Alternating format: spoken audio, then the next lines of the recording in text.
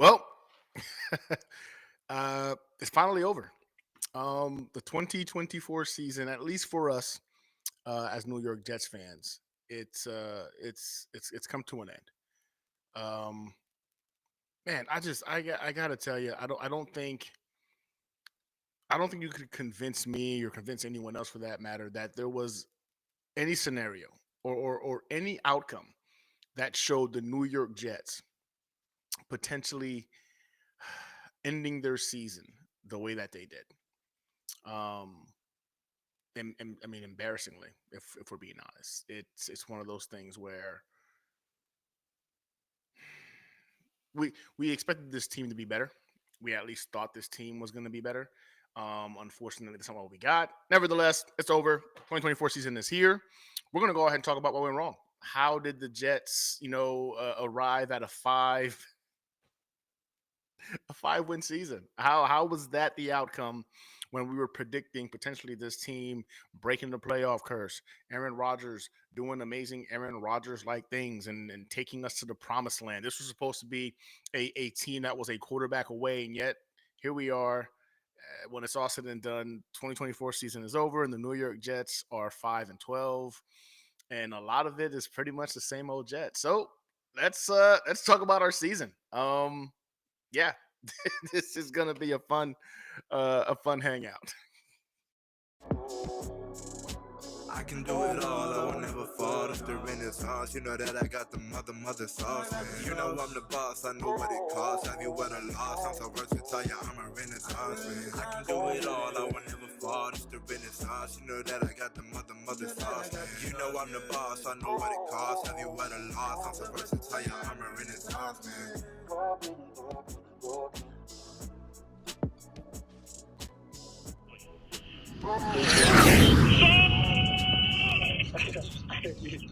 Congratulations, brother.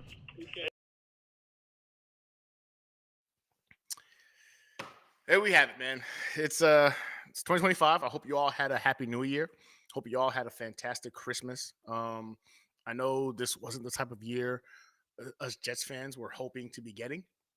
We're supposed to be still talking about the Jets and the playoffs right now, and yet, LOL us. Not what happened.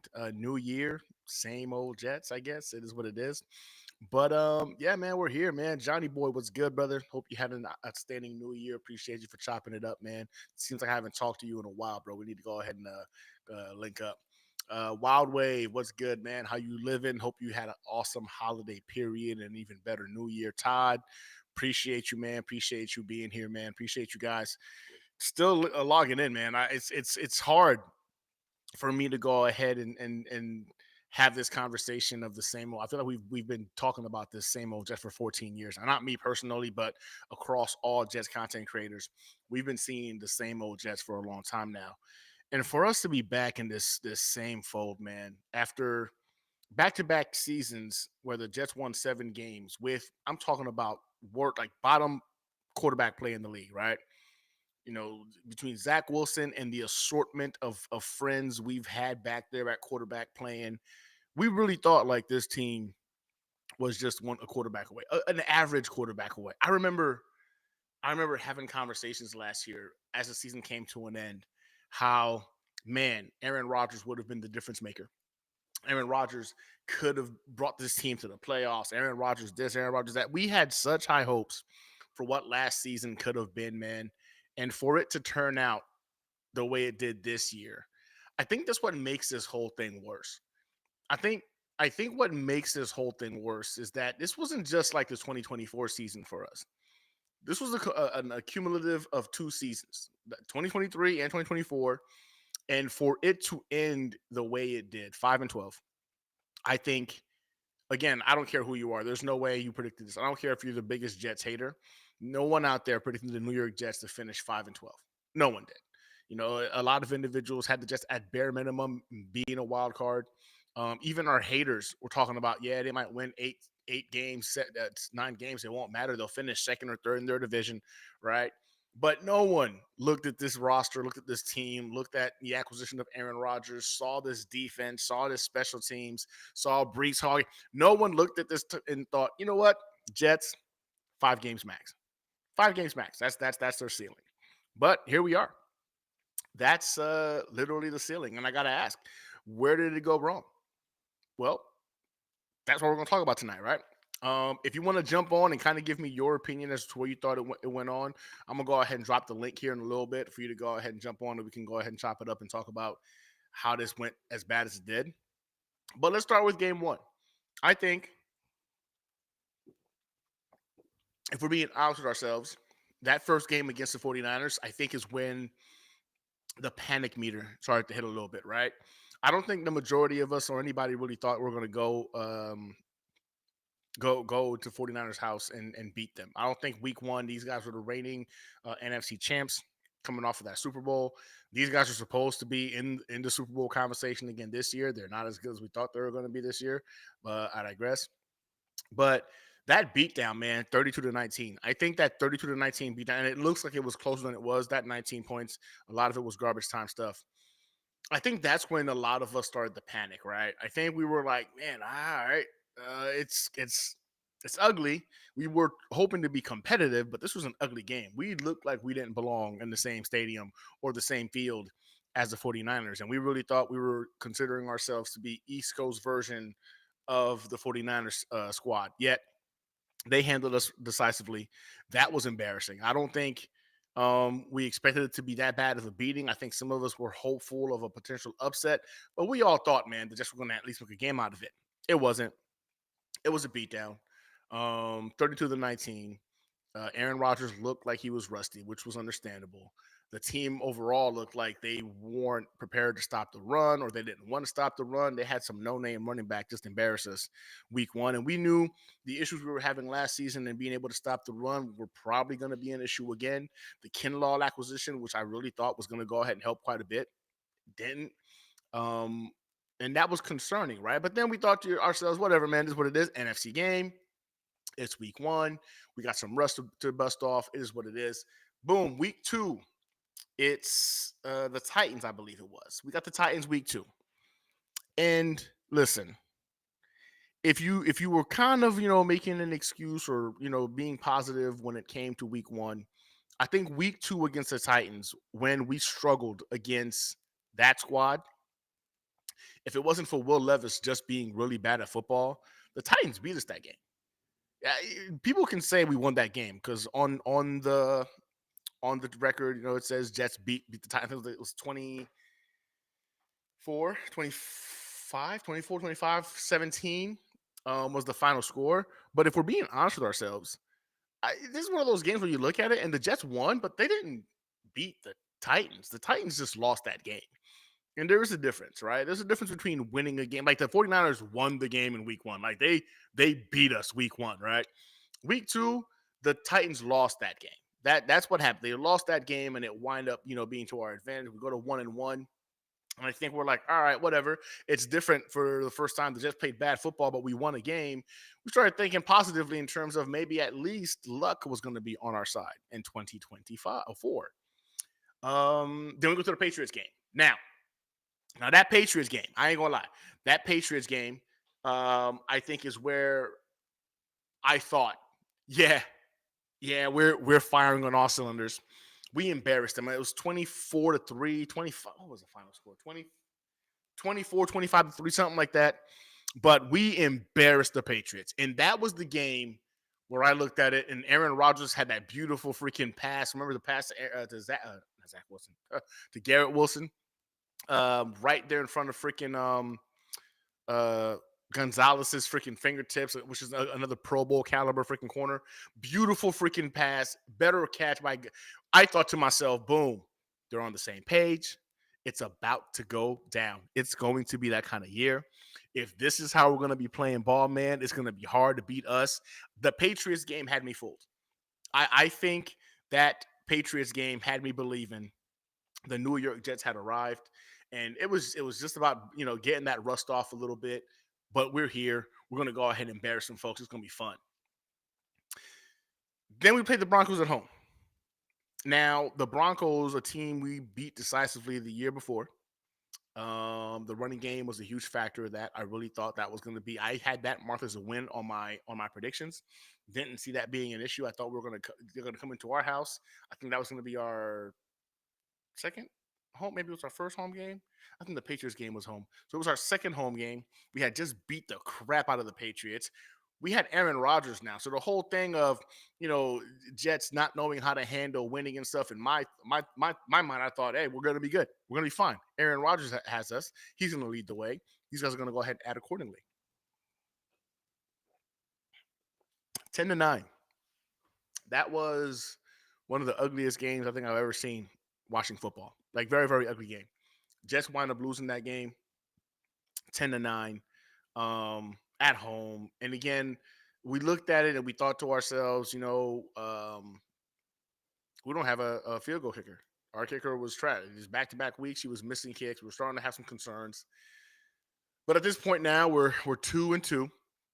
We're thinking to ourselves, all right, we did have, the what was it, the 3-game stretch, 10 or 3 games in 10 days. So our guys are probably still kind of banged up from that. The Broncos defense was definitely showing out. So maybe it is what it is. Now we go and we're going to play the Vikings. And I believe that game was in England. And yep, that was the England game. And I think this game is when we started to wonder, maybe we didn't have it like we thought, right? Undisciplined football. The team was not disciplined in any capacity.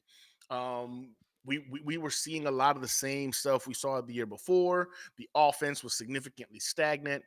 Wound up losing that game 23-17. Again, a gross display of football. Not what we were hoping for. Nevertheless, we got beat. We got beat, and it was not fun. It wasn't pleasant. Again, the score makes it seem like it was closer, but it wasn't. The Jets weren't really in that game the whole game. It just felt like we never really settled in. Aaron Rodgers throwing a pick six, it just felt like one of those games where things started going wrong from jump, and we never figured it out. That game sucked, but it is what it is. We're down 2-3 with a chance to actually freaking uh tie. I think it was the Bills at the time were 3-2, if I'm not mistaken. So we had a chance when we played the Bills to go ahead and tie for the division lead.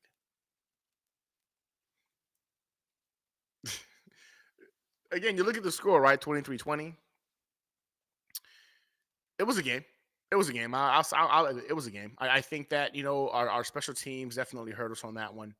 But we lose that game too to the Bills, right? And then after that, man, it just kept getting worse. I went to the Steelers game. I'm there thinking to myself, all right, Jets, it's Russell Wilson, who's rusty as all hell. We saw what he looked like, what I'm saying, in Denver the year before. He don't got it no more. We start that game off beautifully. Aaron Rodgers throws an interception going into the half, and it was the beginning of the end for that game. We wound up getting just wrecked 37-15. But mind you, we had fired Coach Saleh. Coach Saleh getting fired was supposed to go ahead and be a spark, right? We thought to ourselves, and I think we even convinced ourselves as Jets fans, right? I remember the majority of Jets fans were like, yeah, nah, this was good. You know what I'm saying? Like, it's going to allow us to get the spark. The team is undisciplined and they're unprepared. Um, they've been trashed, and we were blaming Saleh for so much, and I think deservingly so, right? We've been very patient with the guy. We talked about how just needing the quarterback was going to go ahead and really change the dynamic of this team, the organization, the production. Um, and it wasn't the case, man. Real quick, Vero Beach, New York Jets, was good, brother. Nice to see you, Miguel. Nice to have you, man. Infrared. Nice to have you guys with me right now talking this. And again, this is all depressing stuff, not the kind of stuff we were hoping to be talking about at the end of the year, but it's our story, man. This is what the New York Jets do to us. And reality is, this team has some work to do if we're ever going to want to be relevant or even competent in terms of playing NFL football. So I appreciate you all, man, for jumping on and hearing this recap, because this is a depressing recap. This isn't one of those exciting ones where you can talk about how, like, yeah, we took it down to the wire. We just missed freaking being the AFC East champions when we made the walk. No, this isn't one of those stories. It's a story of incompetence, and just depression. Damien, thank you, man, for joining me as well, man. Appreciate you guys for being here. But we fired Ulbrich right after that Vikings loss, and I think we convinced ourselves that Ulbrich might have been the problem, the lack of accountability, the way he always kind of like, rah these guys no matter how bad or good they played. And we thought maybe that was the issue, right? We knew the offense was trash. We knew freaking Hackett had to go. But we didn't think that, Salah had the guts or the balls to go ahead and let him go. We thought that Rodgers said, that's my boy. He's going to be the OC, and that was going to be the end of it. But we fired Salah. We found out Salah got fired the morning of when he was going to make that change and let freaking Hackett know he was no longer going to be the OC. Woody decided it was time to let him go make a change to spark some things. Again, I don't think that was the wrong idea. I think trying to get a spark made sense. At this point, you didn't want the season to go ahead and just die. We were seeing really bad and undisciplined football. So the frustrations were mounting, and it wasn't just us. It was the team itself were expressing stuff. So it made sense. But boy, oh boy, did we get that one wrong. The firing of Salah derailed whatever was left in terms of continuity with this team. Ulbrich was clearly unprepared. He was not ready for this opportunity. It was just too big for him, man. The stage was too big for him. The role was too big for him. We even realized at that point throughout this season that Ulbrich might not even be a good defensive coordinator. This whole time we thought that this guy was a defensive freaking guru with Salah. It looks like the defense was in fact Salah's defense. Like so much went wrong. But then we lose to the Steelers, 37-15. Then we go and play the Patriots, a team we should have swept purely based off of the talent differential. They had the rookie coach who also winds up getting fired this season, which is a story for another time. I think that was kind of messed up the way they did Mayo, but it is what it is. But losing to the Patriots was just sucked. That one sucked. The team had no business being on the same playing field as the Jets in terms of talent alone. I get it. Coaching wise, it was a wash, right? Two bad coaches trying to figure it out.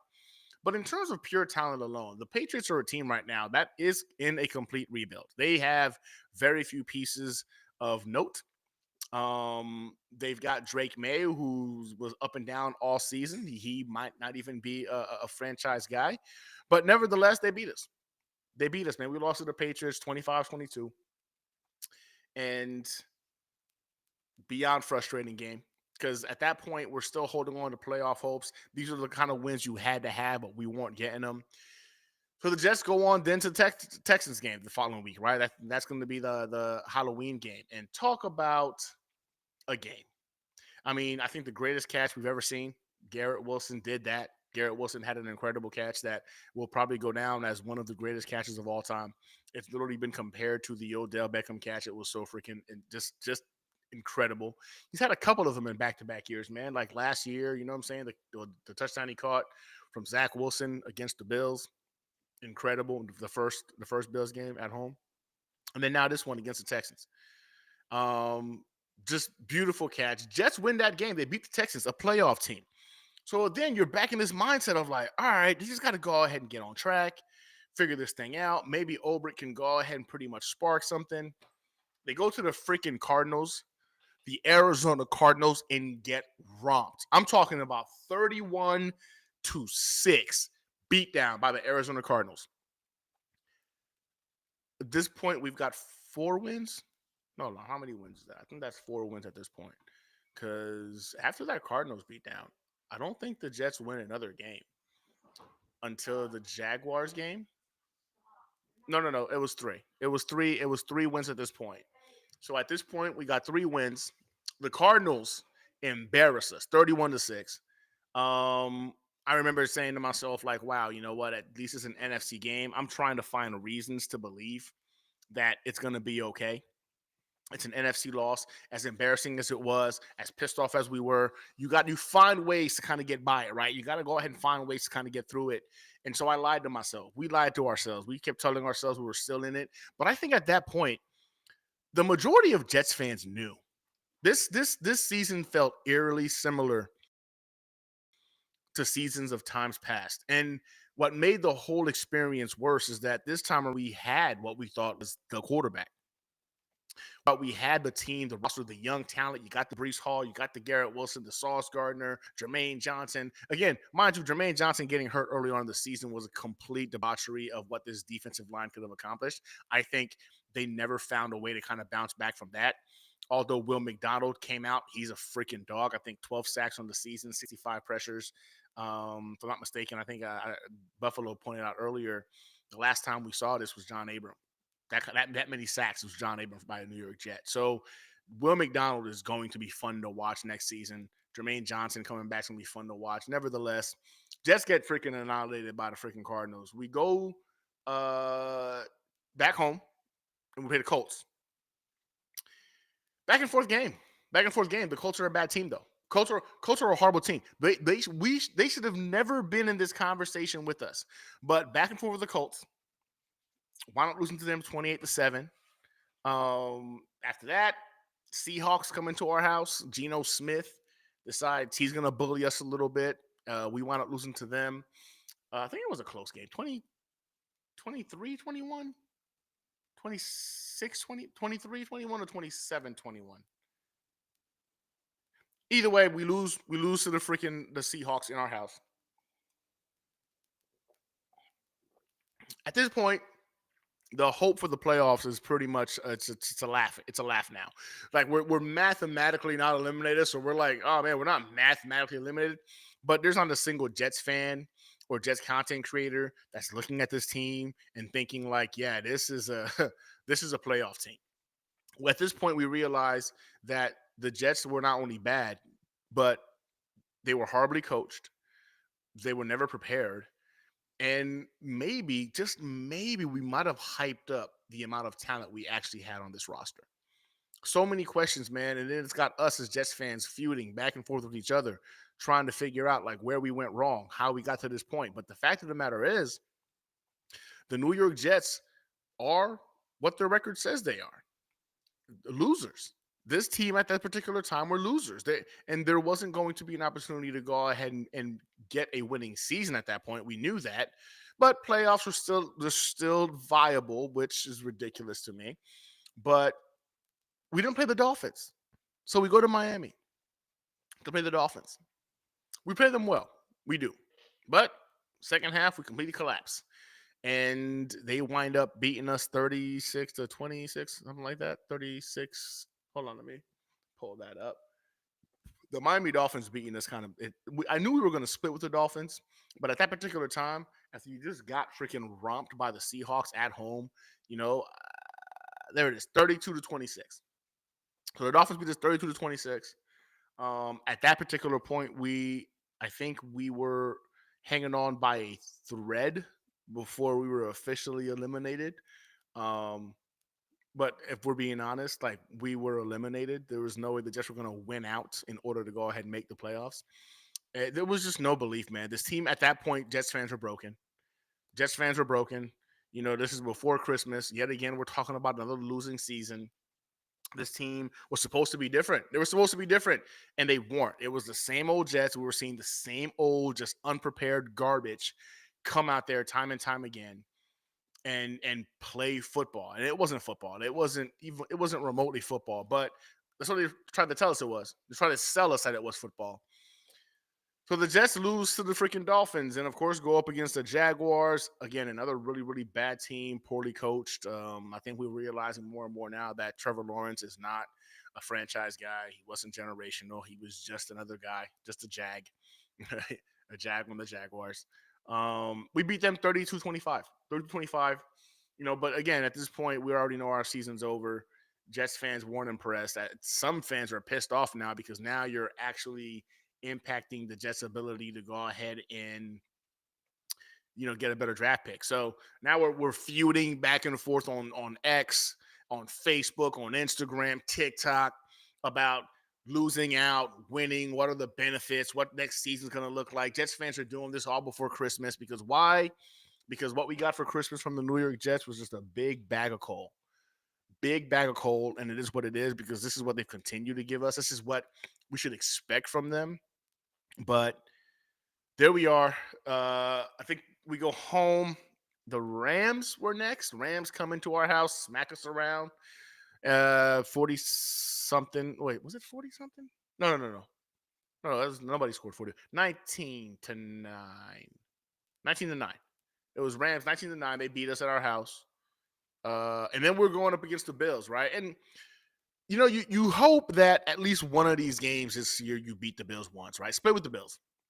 The Bills again, another team that, in terms of talent, they weren't the most talented roster. They're not even. I don't think they're even a top 10 talented roster in the NFL. They're not. But Josh Allen is different. That dude is different, man, and he proved it against us.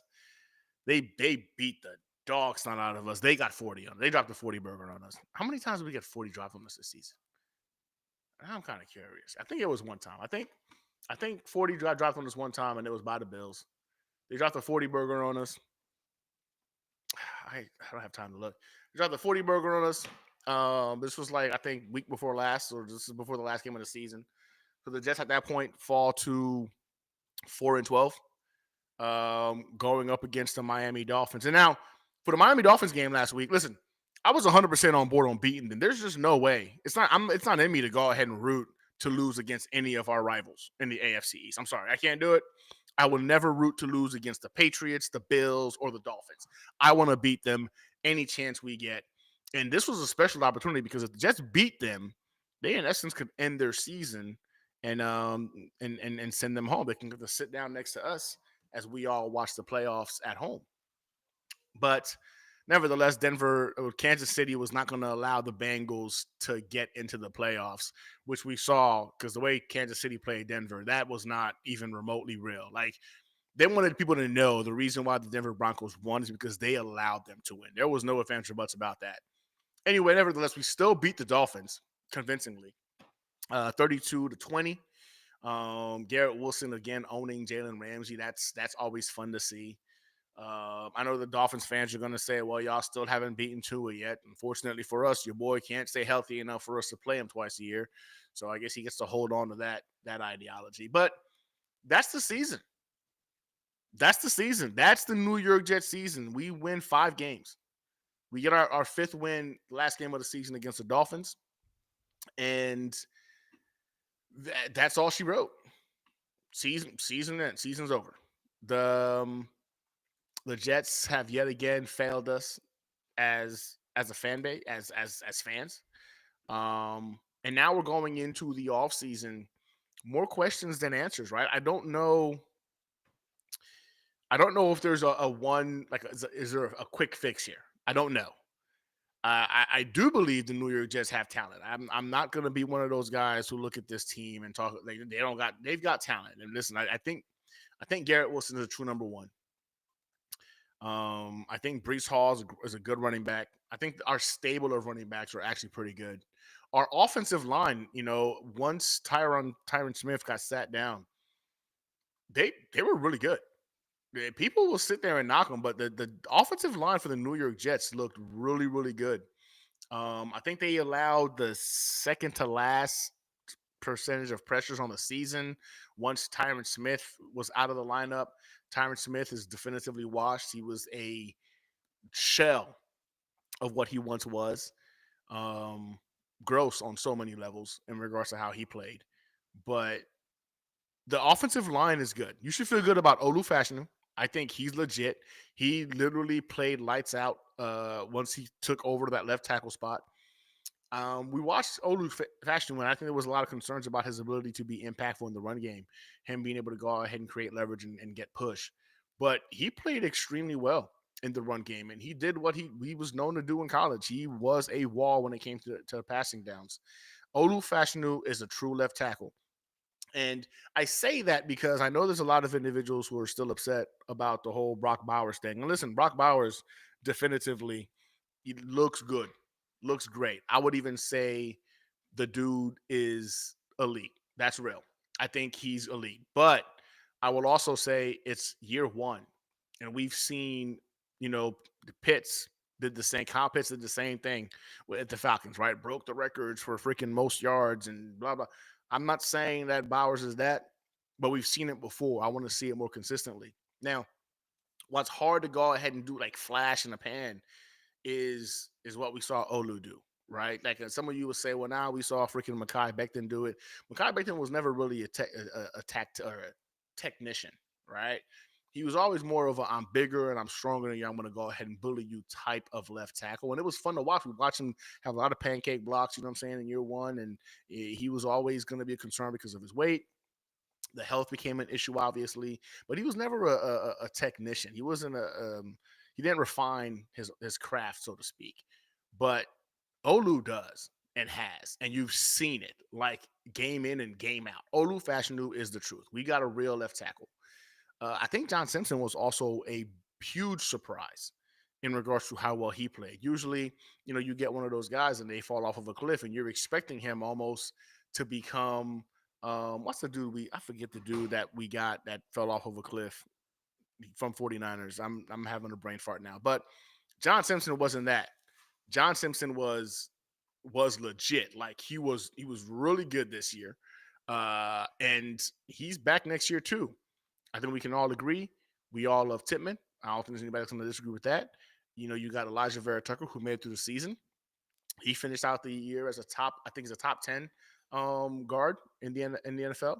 Now that right spot, you know what I'm saying? You're going to need to find somebody to put in that role. But the offensive line, for the most part, I think it's one of the more solid offensive lines of all the jobs available for head coaching. We've got one of the better lines, so that's promising. And on defense, Will McDonald, stud. We know JJ's a stud. He'll be back. Quentin Williams is under contract. He'll be back. Quincy's under contract. He'll be back. I think if we can bring Sherwood back, I'd like it, but we'll see. On defense, I think we're going to need to pay more attention to. I think we're going to need a safety. We need another linebacker. We definitely need another big guy in the middle. I'm a big fan of Mason Graham coming into this draft, but that's for another freaking hangout. But overall, the team does have talent. What was the biggest issue, I think, for the New York Jets this year? I think it was coaching. I really do. I got my boy Johnny in the back. I'm gonna bring him on right now. What's good, Johnny? How you doing, brother? What up, bro? Had to come and show some love, man. It's been a minute. It has been a while, dog. I feel like it's been a minute since I've gotten on screen with you. Yeah, yeah. I mean, we talk off Oh, offline all thing the time. Yeah, yeah. offline, but yeah, bro. This season, man, is tough, and you're hitting on every point, bro. It's from that game, from the San Fran game, all the way to the last Dolphin game. It's been tough, man, Rough. and it's coaching, bro. I'm on agreement with you 100%. Yeah, man. I just don't, and I've done this to myself like an idiot and went back and watched the games because I wanted to go ahead and be able to speak on them again, kind of refresh my memory. But I looked at these games this year, man. There wasn't one time, and I'm telling you guys, not one time did the New York Jets have a coaching advantage. Not once. And every time you thought maybe they would show their ass, and they proved they were not really really high IQ guys. The coaching was such a detriment to what this team could have achieved. I know the culture thing is also a massive, a hindrance, right? But it starts from the top down. Hmm. That should have been set by Salah, and when he was that Ulbrich, but it was more of the nonchalant demeanor, man, nonchalant factor.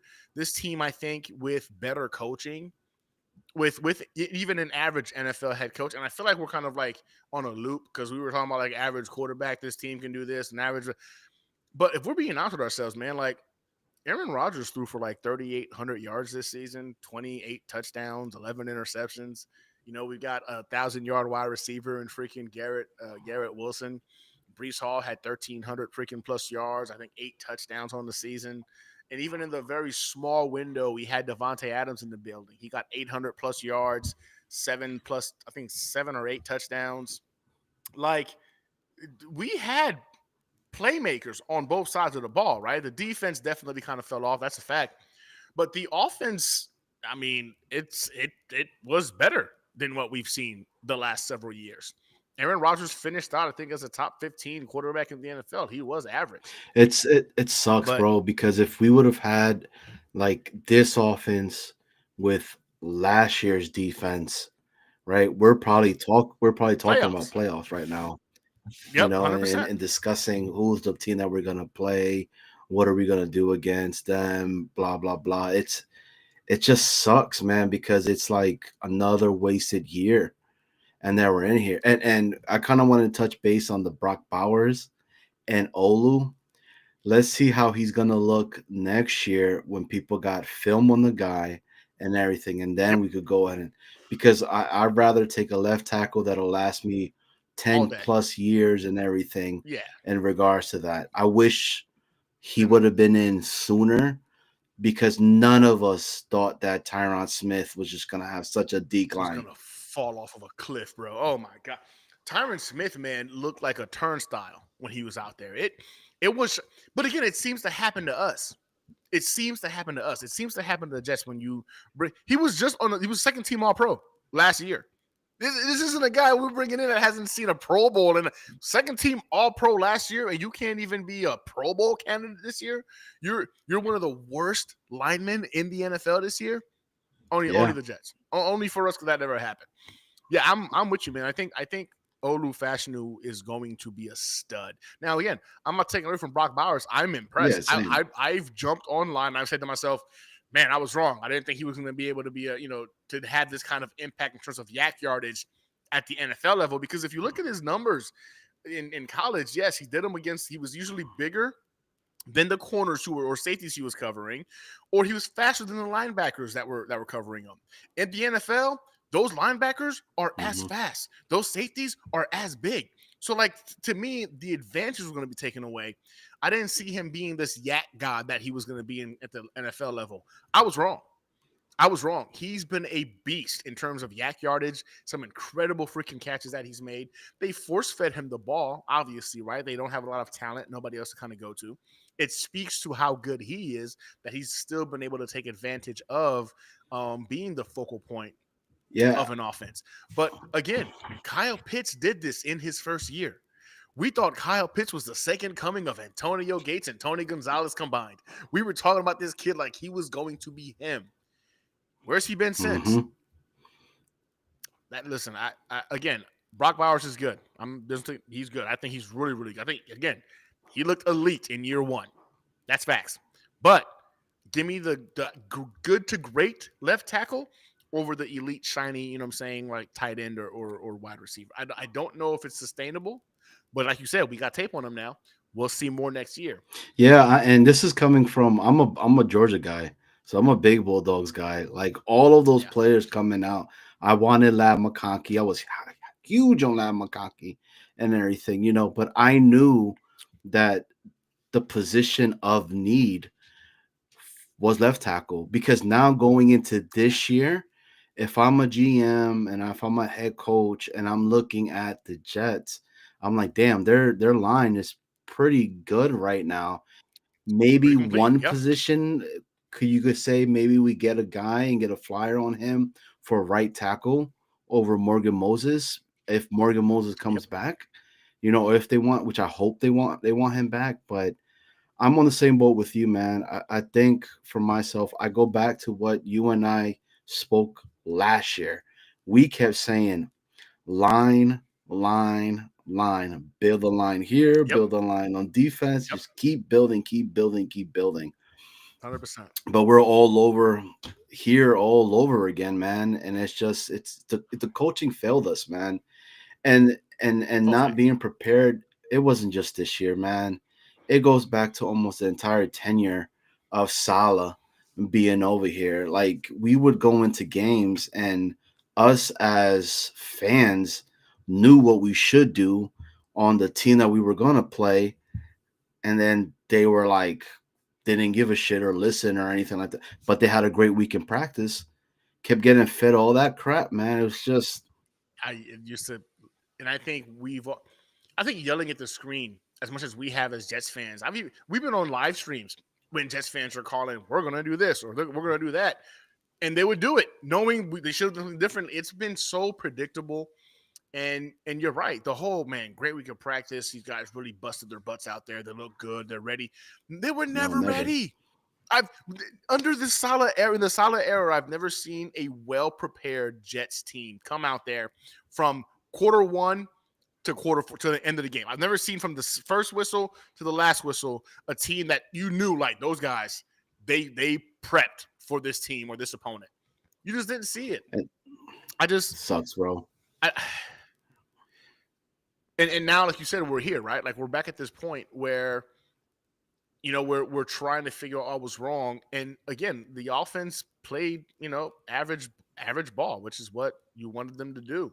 We thought average offense, that top five defense, that top five special teams, boom, you're talking about a playoff recipe. But the offense got a bit better, but the defense got worse, and the special teams became non-existent. The whole thing just fell apart.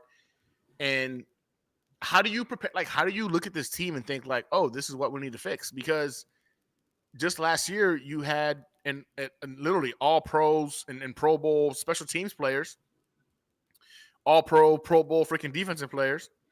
This year you're like, what happened to what happened to those guys? But on offense, you're like, man, the offensive line looks good. You got weapons in wide receiver. Devontae, you can bring him back if you want to. Even Aaron Rodgers, if you want to bring him back, you can bring him back. You got a quarterback. Like, there's more. There really is more questions right now than answers for me, 100%. and it's frustrating because you're gonna need a GM and a coach to come in here, and you're hoping can make some quick adjustments to at least get this team, in the playoff conversation for next year. Do I think the Jets are winning the Super Bowl anytime soon? No, Agreed. I don't. I don't believe at this point now, after what I just witnessed, after the hype that we've had for this season, to see it fall 5 wins, I don't believe we're a Super Bowl contender anytime soon. But man, get into the playoffs. The Broncos are in the playoffs. The Chargers are in the playoffs. Teams who last year were 6 and 7 win teams, winning double digits this season in the playoffs. At the very least, get us in the freaking playoffs, man. I mean, I look at the Commanders, right? And I'm in the DMV area, It's a good right? one. So they were very much in the similar boat that we were in.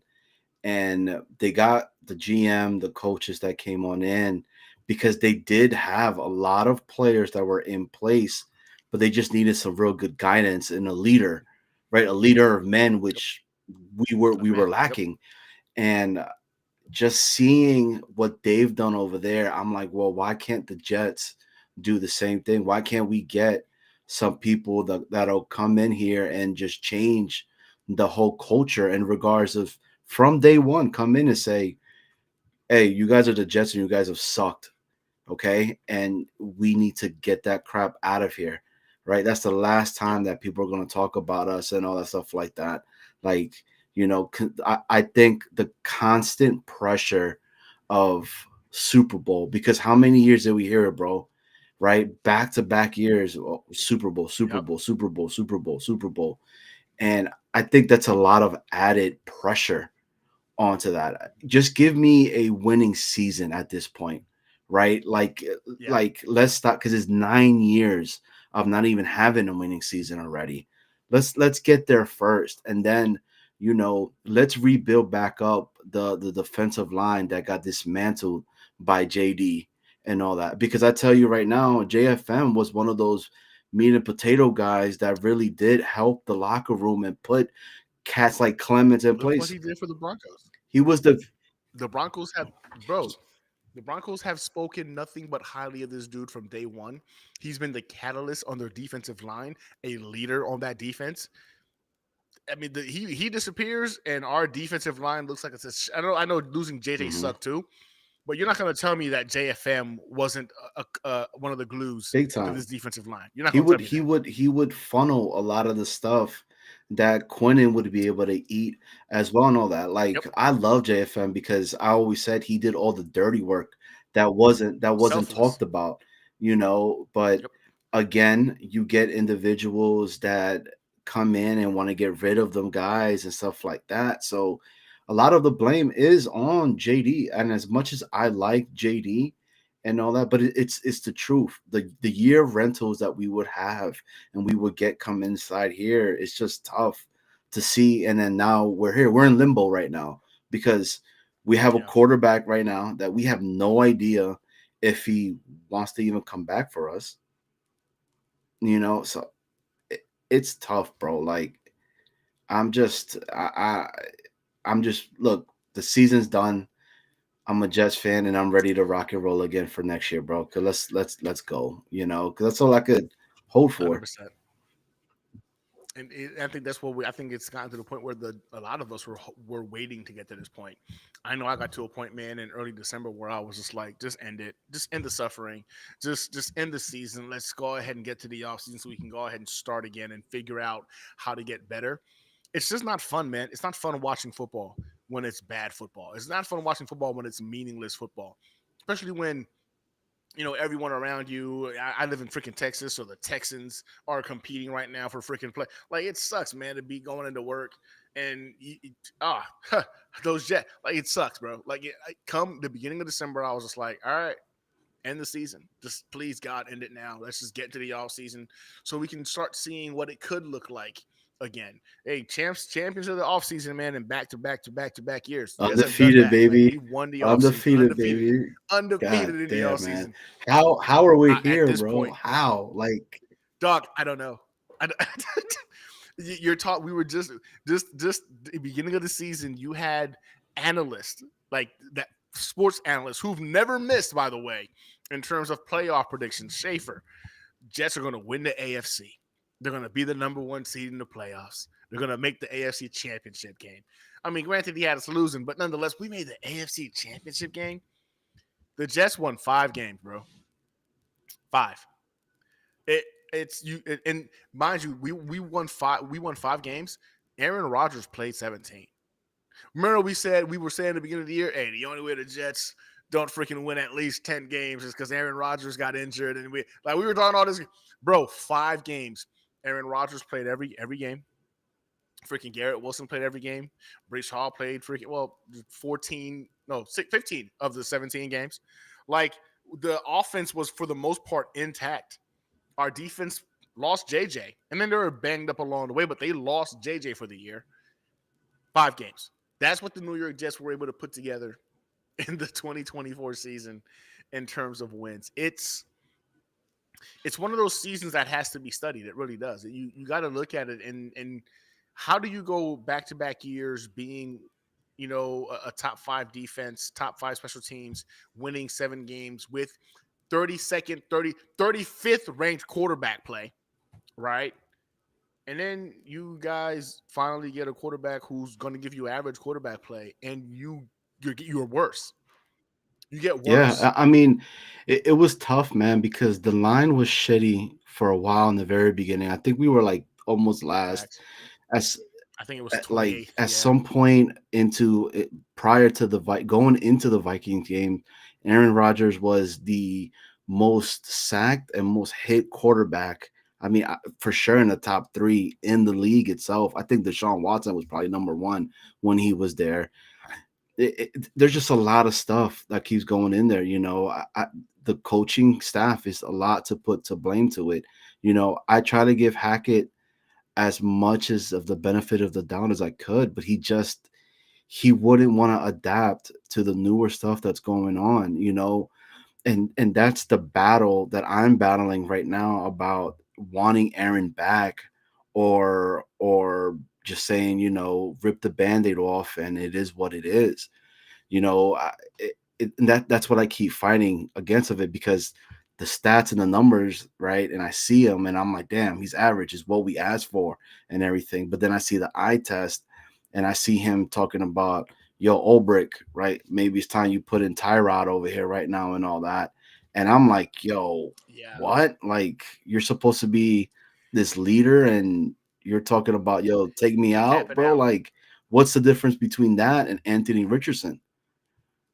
You know what I mean? Like, He Cam Warded us, straight bro. up. He Cam Warded us. He was just like, man, trying to get this record. Well, I'm not gonna. I'm gonna just sit down for the rest of the game. It's tough, right? Like it goes back and forth, because these are the arguments and conversations that we continue having as a fan base amongst each other, and there's really no right or wrong, to be honest with you. It sucks, bro, because we weren't supposed to be here, Gunny. We weren't. We No, weren't. no. We're supposed to be, like you said when you jumped on. We're supposed to be talking about who we're facing up against in the Exactly. playoffs. That's supposed to be the conversation. It's not this. It's not this depressing, display of what the fuck, like what happened, right? Like we are supposed to be talking playoffs right now, playoffs, like legitimately talking playoffs right now, and instead we're talking about the seventh overall pick, 100%. another top 10 pick in the NFL draft. Like it's comical at this point, man. Like you can only look at it so much, right, as a Jets fan and be pissed off and be just disgruntled and mad. And at some point, you just gotta laugh. Like, man, it's us. 100%. This only happens to us because the Jets got worse with better quarterback play. They got worse. 100%. Hey, Gunny, I'll be right back, bro. I'll be. All right, brother. Yeah. So I mean, for me, I think when I look at this season, it's it's one of those things where it hurts more because it's unexpected. Nobody saw this season going this way, and because of that, it it hurts more. It just hurts more, man. And there's no other way to explain it. Oh man, all right, Connor, I appreciate you, man. Connor, thank you, man, for becoming a member of Gunny's Fire Team Bravo. Um, man. All right, Connor, you're feeling generous today. What's good, man? Gifted one membership level, Gunny's Fire Team Bravo to Wild Wave. Wild Wave, what's good? All right, see, now that this happened, I'm gonna go ahead and have to do a giveaway next week. Because you can't be gifting, memberships, and I don't do a giveaway. I'm gonna do a giveaway next week on the show. Sparked here by a little bit more generous as the season comes to an end. I was gonna do one at the end of the month, but I'm gonna do one next week too. But Connor, if you got a minute, man, what's going on? I'm gonna be. I got another 8 minutes or so. So let me go ahead and see. I'm not sure if you got a minute or not, because I know last week you had some things you wanted to say.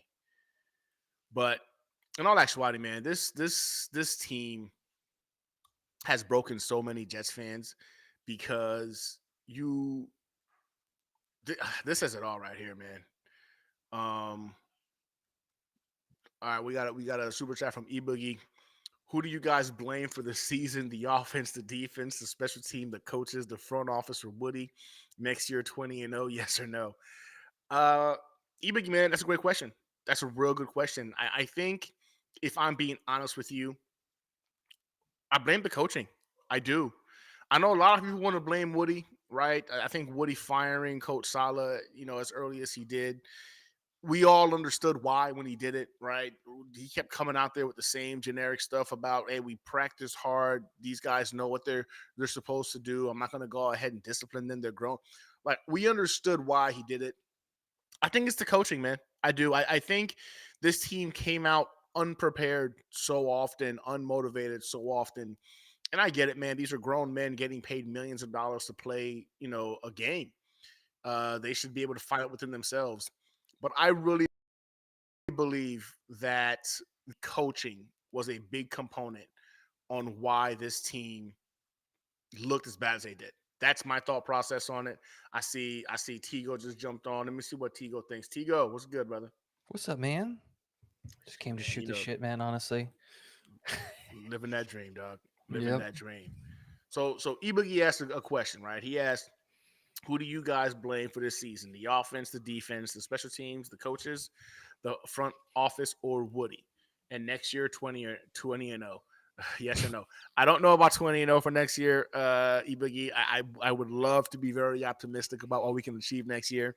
Who's the coach? So many questions about this team now. And you're right. Who's the coach? Who are we? That's literally all I care about. I don't care who's under center. Who's the coach? Table. So, what do you think, man? Who do you think is to blame? It's Woody. Woody got impatient.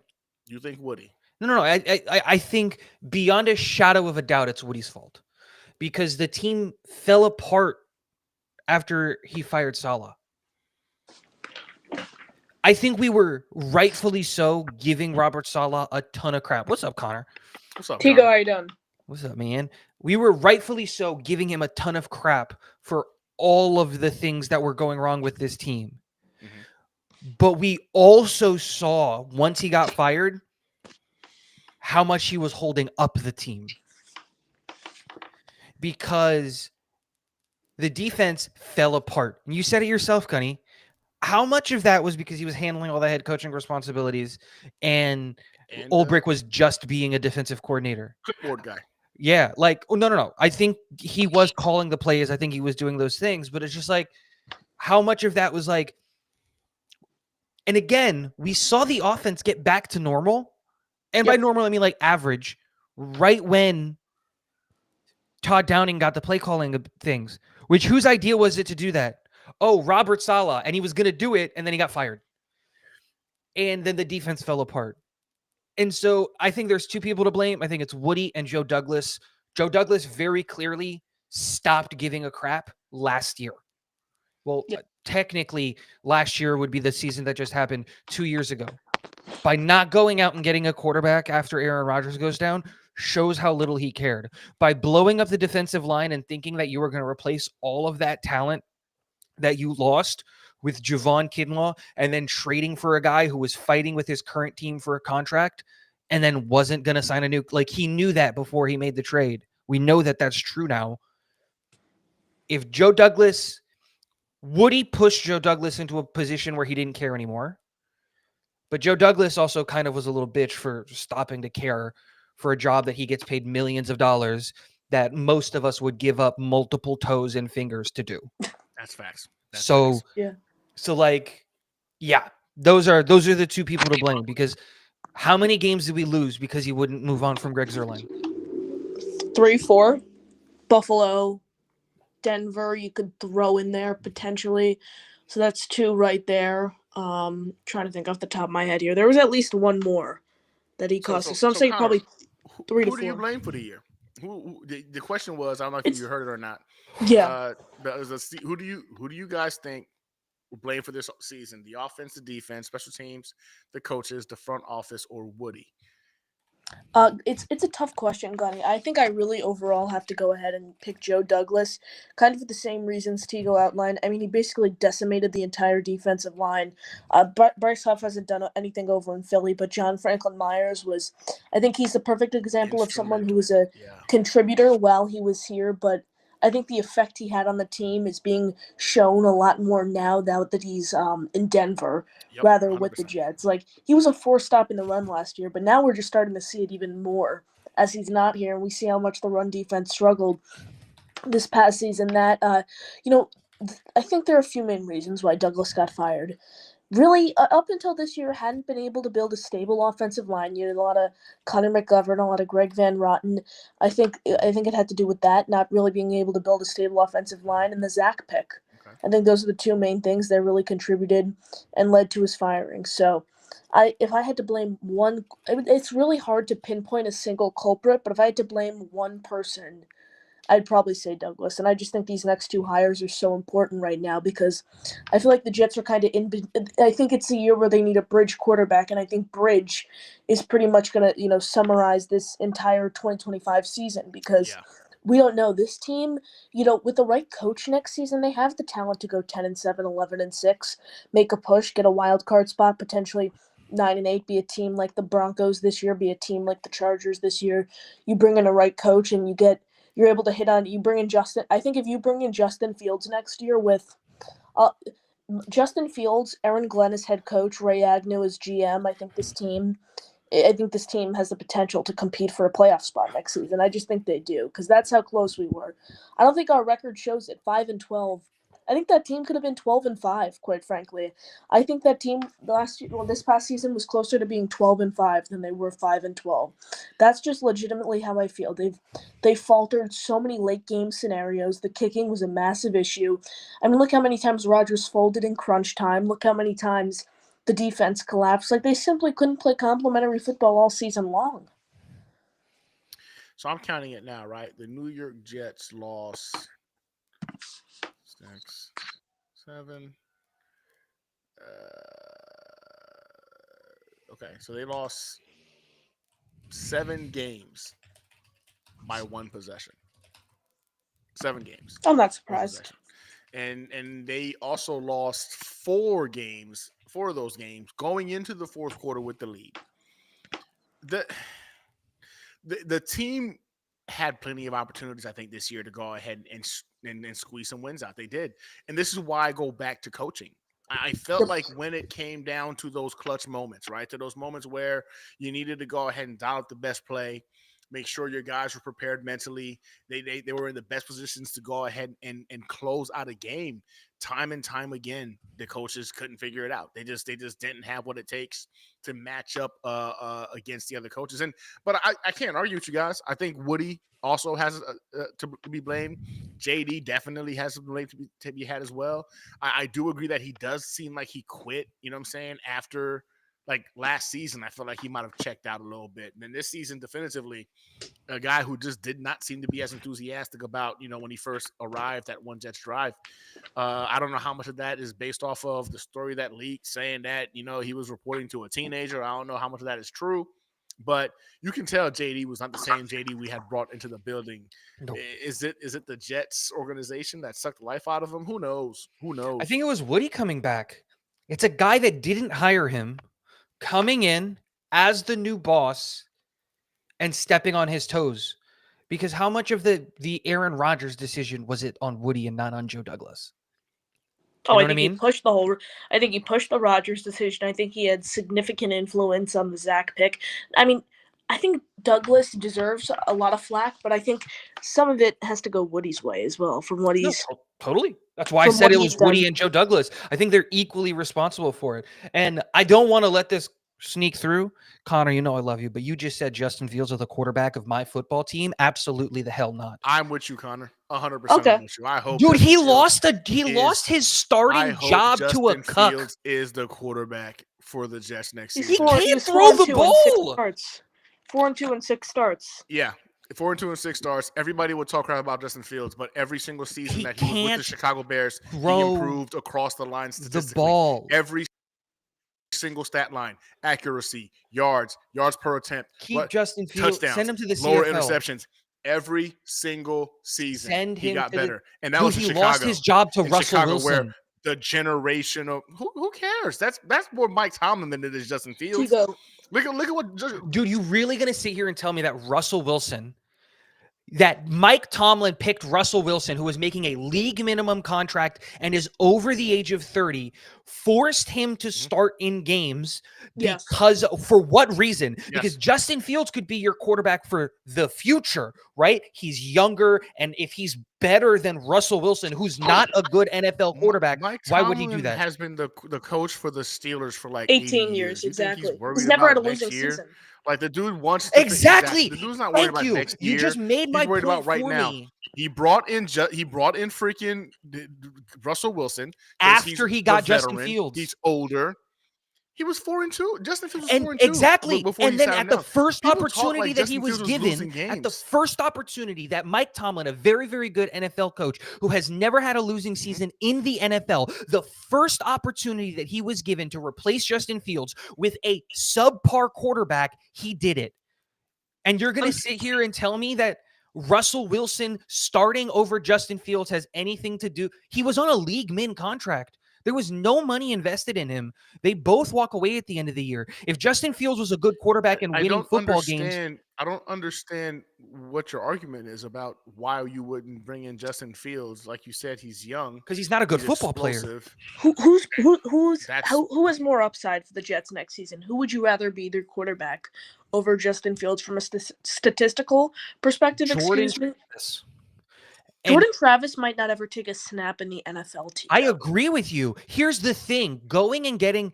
You know what? I might agree with you because I think Jordan Travis and Justin Fields would end up with the same result. So if it's going to make sense and you guys want to believe that Justin Fields is going to help this football team, Justin Fields is, if you go and you get him, if you're trying to sprint to the number 1 overall pick.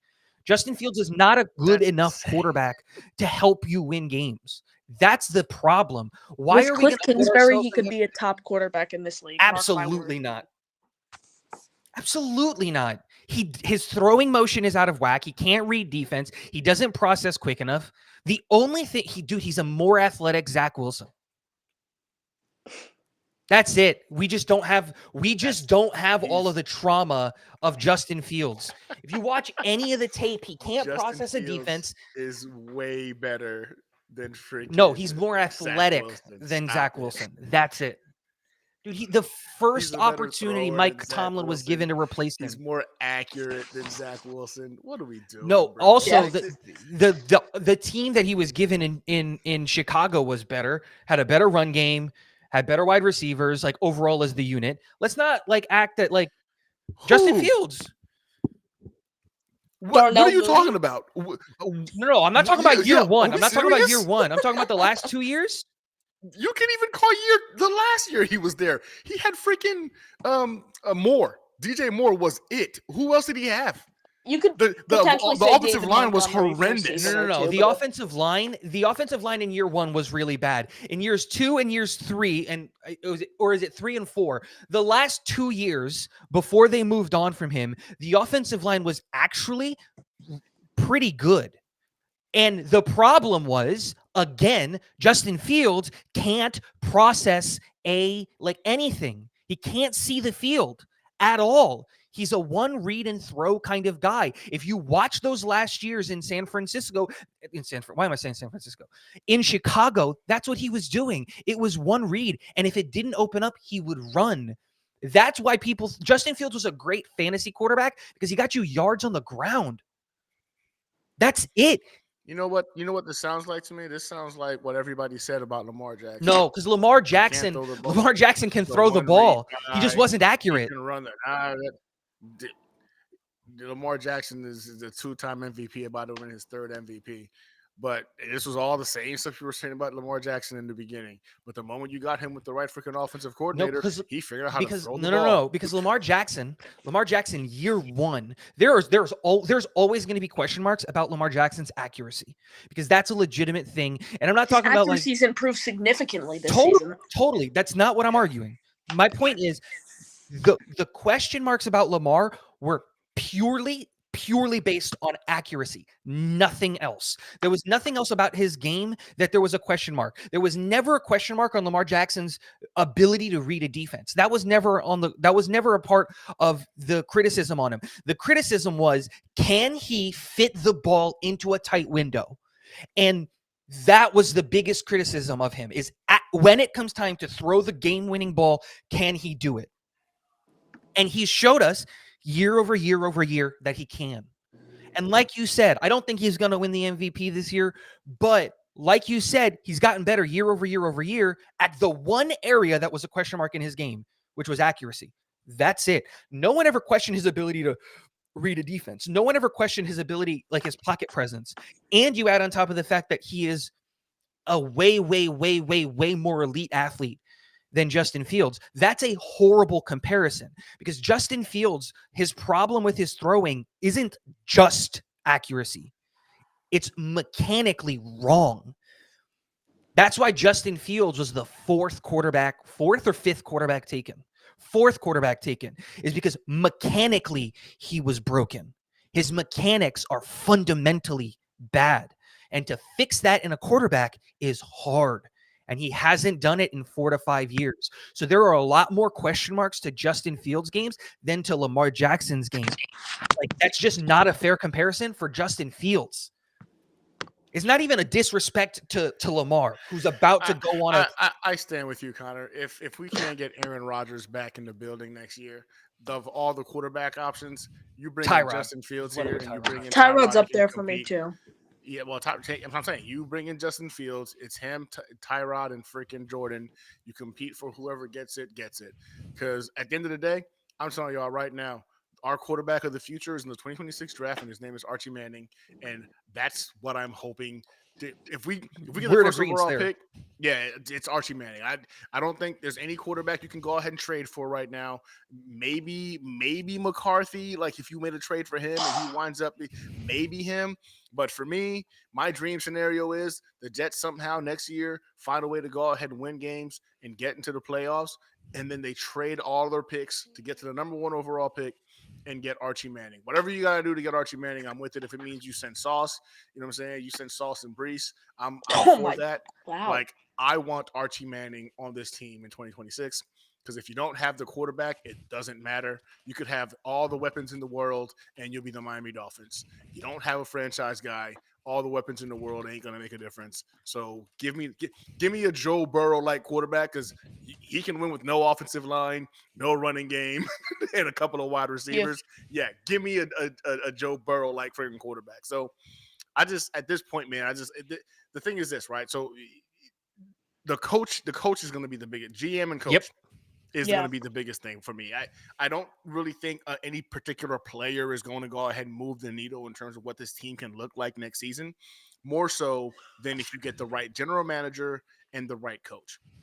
And until we know who that is, and it looks like it's not going to be Ben Johnson, it's not going to be freaking Vrabel.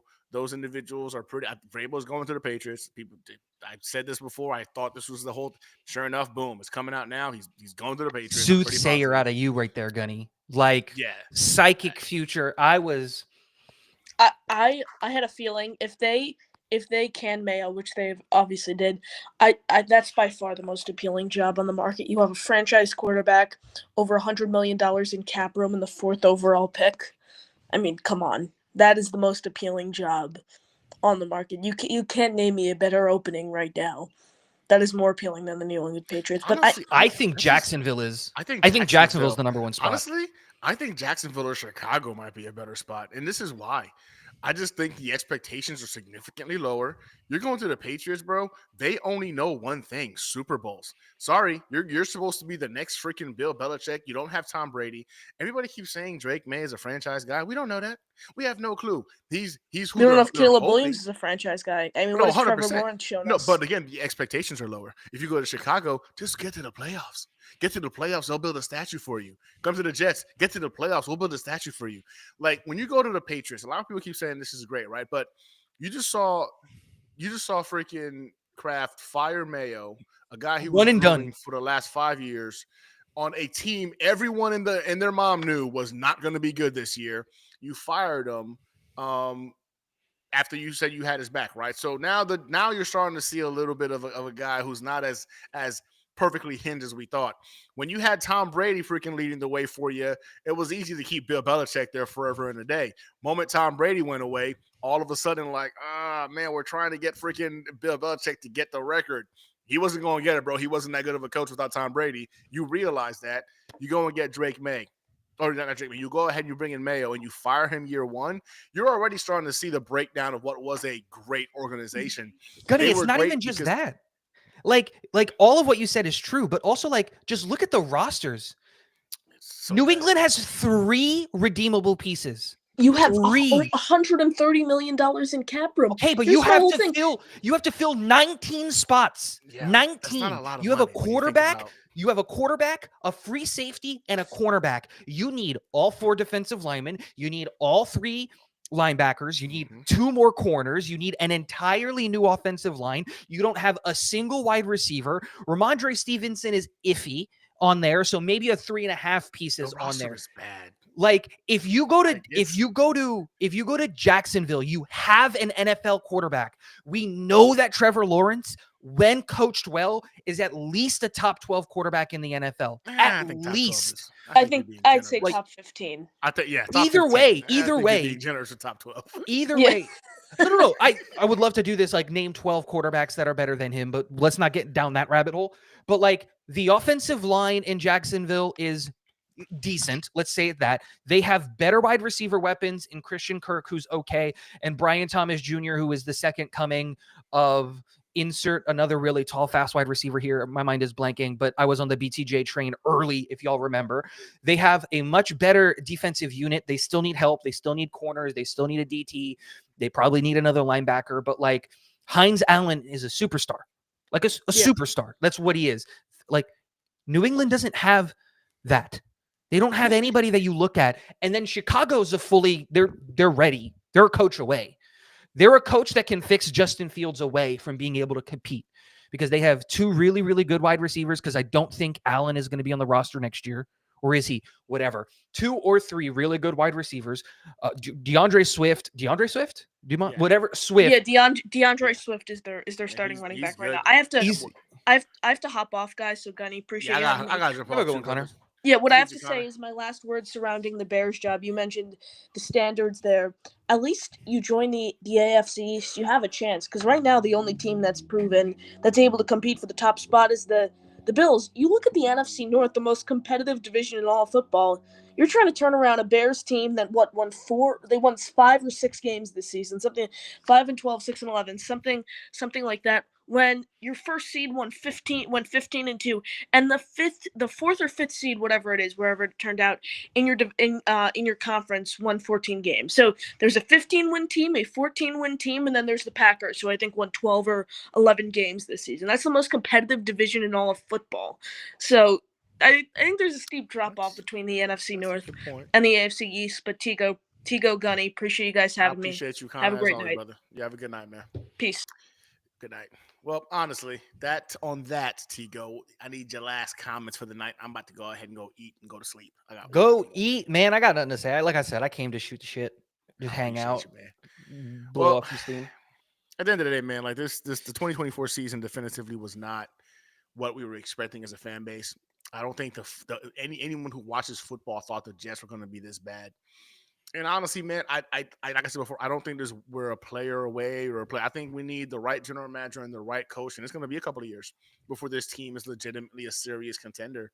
But if you can go ahead and sneak into the wild card next year because you steal some games and you're able to turn some of these one score losses into a win because you got some better coaching, I'm here for it, man. And I at this point make football exciting for us next year. If we're going to lose, multiple games at least, make it exciting. But it's. I think we're in for. I think we're in for a rude awakening, man. I think the Patriots, if they do get Vrabel, even though they've got no talent, they'll be on the right track to getting better. The Bills run the division. I mean, it looks like a guy like freaking Josh Allen has no limits, has no ceiling. The dude's able to carry the entire roster when need be on his back and still dominate the division. The Miami Dolphins retaining their GM and their head coach, I think, is in favor of us. I like that for us. I feel like you kind of have an idea of a ceiling for what they can achieve. 9 to 10 win team. They beat up on bad teams. If we can just Especially hit with Hill the leaving. average, if Hill complaining about rolling out too. If Hill's gone, that changes a huge dynamic of their offense. So I feel like, man, we could be battling for the second place in the division next year, maybe if we get the right GM and coach in the building. But I'm looking towards the future.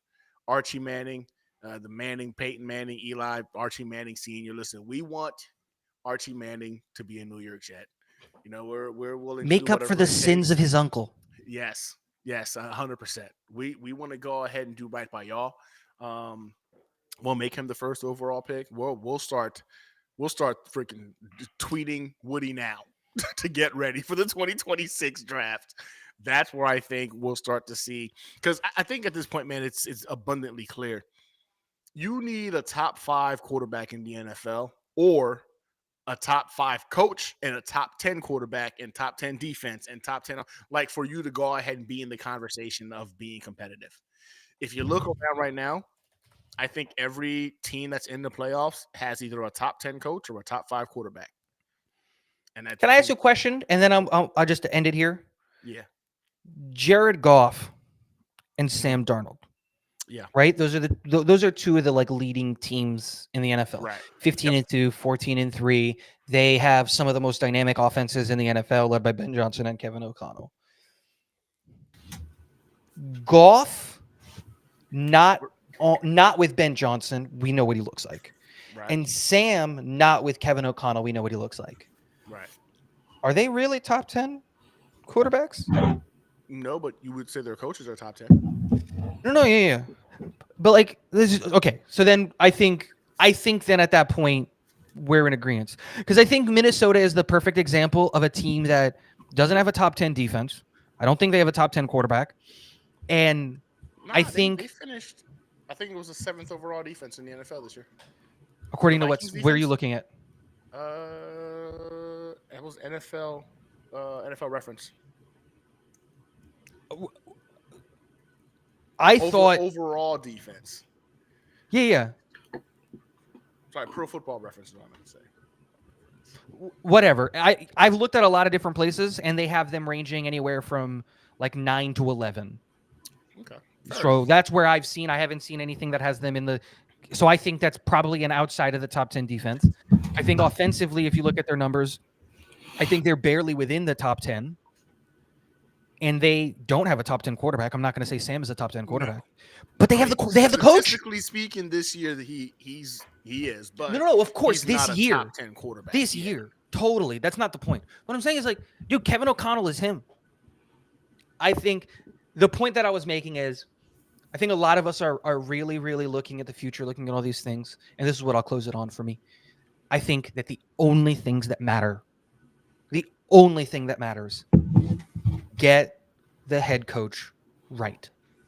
Period. 100%. I don't care who that is. I've gotten to that point, just not Flores at this point. Y'all want Flores? Let's get an angry toddler at the head coach position. Fuck yes, and could tell Fitzmagic to go fucking lose some weight because you look like a fat piece of shit on there, and it's showing on the field. And then he starts at 40, and he starts crying and shit about it. And he said he was mean to me. Or are you going to sit here and talk about the guy who threw a temper tantrum when the owner got involved and took the quarterback he didn't want? So then he did everything in his power to end that guy's career. And I'm not even sitting here trying to defend Tua. I'm sorry. If that's the guy that you're going to want as your head coach, dude, you're just asking for another clown show in New York. That's what Flores is. He's an angry toddler. That's besides the point. Get the head coach right. Flores ain't it. Flores, man, as a guy that he doesn't bullshit around, and some people are soft and they couldn't handle it, and some people can. I look at the Miami Dolphins, and they're a perfect example of what soft looks like. Mm-hmm. They're a very soft team. They want to go ahead and be coddled. They go there to party it up a little bit. They all cried and complained because Flores is a mean bully. They haven't gotten better from the Flores era. They're almost identical, and he had significantly less talent. I look at Flores, man. I know it's going to be one or two things. Like, I'm surprised by you, Tigo, because like you being from the military, like we've seen what soft service members look like and how they can impact us, and I feel like no, but there's also a difference, Gunny, right? Because you and I both know guys who were tough and ran tight units that had no business being a leader. Still, 100%. That's the whole thing. That like if anything didn't go their way, everybody knew that they were in for a shit day. That if the person above them said something that they didn't like, everybody else was going to suffer for it because they were going to throw their little temper tantrum. Look, I'm not going to take away that he had one of the best disciplined teams in the NFL, or that even the Minnesota Vikings are one of the best disciplined teams in the NFL. But also, he had 3 offensive coordinators in 2 years. He could never manufacture an offense that worked at all for Tua Tagovailoa.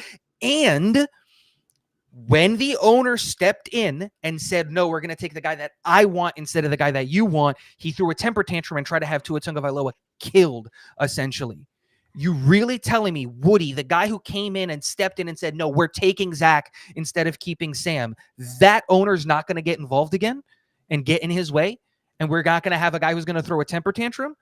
It's just not a fit made for New York. I think Flores is headed for Chicago, personally. That's where I think he's... because it makes sense. He can go in there, he can be a disciplinarian, and him and Poles can do whatever it is that they want. But Woody's going to get involved. We're going to need another quarterback. Woody's going to get involved. And the moment that it doesn't go Flores' way, he's going to throw a temper tantrum. He's going to do that thing because we've seen it before. I mean, I'm on the boat where you're at with Tigo in the sense of you talking about whoever the hell comes on over here, they need to man this damn ship and get it going the right way. Totally. No matter who it is, and you need an adult in the building. Thank you. It's what it is. It's just I'm tired of seeing the whole stuff of like what I was saying earlier. Oh, we had a great day, we had a great week in practice and all that, but it doesn't translate into the fucking game itself. But then you got myself, Gunny, and you, Tigo, talking about they need to do this to be able to go ahead and do this to win this game and stuff like that. And these are head coaches and fucking guys that have know way more ball than we probably all put together know in regards to it, but it didn't fucking happen, man. It's just, and Tigo, what you said about JD, I put a lot of the blame from Woody to JD to the coaching. It was just a whole cluster fuck of just everything, right, that occurred in it and all that. And I kind of give Woody a little bit of a pass, right? Just because, first and foremost, I hate saying his name, so I'm gonna just say Mr. Johnson because, well, I don't know. Never mind. That sounds even worse than actually that. I'm gonna just say the Jets owner, right? Because he was somewhat patient with the coaching, with the fucking GM and all that. Gave him more time than I believe what other freaking organizations would have done. I mean, look at the coaches that just got fired Yep. for just 1 year, Yep. and I mean, I know it's a bad comparison, but it's the truth, man. I don't know, man. Like, cause then, like, if we talk about coaches, the Rex Ryan shit, right? How are you gonna go from the day before talking about I have no idea who's gonna be on my staff, then go to I'm gonna once I'm on this damn interview, I'm walking out with the damn, Bro, job in that killed hand. me. That killed me. You went on public radio in like to listeners and said, I basically gave a Namath guarantee that he was going to get the job. I was like, the same guy who said he has no idea who's going to be on his staff, that guy's going to get the job? Get the fuck out of here. I think that's the funniest part about it, right? Like, and He listen, I believes it. think I love Rex Ryan for what he gave us. Do you know why? Because it's the last time we were relevant. So Mhm. we feel like, you know what? Hey, man, that was a great relationship. Even though on the back end of it, he was trash. Even though when he left, he was trash. Like Buffalo, he was trash. And again, I just don't Garbage. think that Rex Ryan, and this is gonna sound crazy, man, but I don't really think he's an X's and O's guy. I just don't. I No. think he's a No, he's he's a not. big motivator. Hmm. He stuck to his dad's defensive scheme for as long as it worked. We had a bunch of freaking talent, so the talent was able to make it work. But the moment you need to really scheme guys up, I don't think Rex is that dude. Nope. And like you said, man, being able to come out there and beg for this job for the last like month, and then talk about how like, yeah, I have no clue who I'm going to put on my staff, but I'll figure it out once I get in the bed. What? And Like, this is the bro, second cycle he's begged for the Jets job because he was yeah, begging for it in the Salah hiring. yep, Yeah. exactly. And it's So just yeah, like, dude, no one is talking to you. You no, have not had an interview in the no, NFL for a good reason. We're giving you this interview just so that the fan base has something positive to talk about because this is going to be a long and arduous process. The New York Jets are going about this right. They are casting a massively large and wide net. Talk to everybody who'll talk to you. All of them. What do you got to lose? Which I love that they're doing that. I know there's a lot Right, of I'm out, boys. people. All right, man. There, Later. Tigo. All right, Johnny, I gotta roll out too. Oh, all right. But yeah, man. Ultimately, like we were saying, man, we just need the right coach. Hopefully, we know who that is sooner than later. GM and coach align, be in lockstep. I don't know, bro. This is gonna have to be like the part 2 of this freaking episode because there's just so much to unpack. Tell the people where they can find you, brother. Jets Worldwide, man. Myself is Snowball. We transitioned from Sundays onto Friday. It's a way different type of Jets content. What we do there is make it a little bit more fun.